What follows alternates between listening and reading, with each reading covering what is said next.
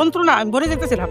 পরে আমি বললাম যে আমার ছেলে যে আমি হোমিও খাবো, আমি মরি আর বাঁচি, আমার এই ওখানে নিয়ে যা। পরে এখানে নিয়ে আসছে, পরে তখন আপনি কেমো দিয়েছেন কোথায়? আমি কেমো দিছি হলো মহাখালী ক্যান্সার মহাখালী ক্যান্সার হসপিটালে। হ্যাঁ। কটা কেমো দিয়েছেন? 5টা। 5টা কেমো দিয়ে সেটা কি আপনার সুস্থতা আসছিল? না, আরো অসুস্থ হয়ে আরো গেছে। অসুস্থ, মুখে ঘাটা হইয়া তারপরে চলে আসছেন আমার কাছে। আপনার কাছে। আমার কাছে যখন আসছেন আপনি কি এইভাবেই আসছেন না নাকি? না, আমাকে 3 জনে ধইরা উঠাইছে। ঠিক। উঠাইছে, আমি বসে থাকতে পারতেছিলাম না, দাঁড়ায় থাকতে পারতেছিলাম না। পরে আমি শুয়েছিলাম। পরে আমার ছেলে ওই ছেলেটা আমাকে জরুরি ভাবে দেখাই দিচ্ছে। ওর আন্টির আগে দেখাই দাও। আপনার জ্বালা যন্ত্রণায় ব্যথায় আপনি বসতে পারতেন না, না। দাঁড়াইতে পারতেন না। এরপরে আপনাকে 4-5 জন 3 জনে নিয়ে আসছে আমার কাছে। তারপর আমি চিকিৎসা করছি আজকে কয় মাস? 4-5। এখন কি আপনি সুস্থ? আমি নিজের কাছে মনে করি অনেকটা পরিবর্তন। আপনি এখন অনেকটা সুস্থ।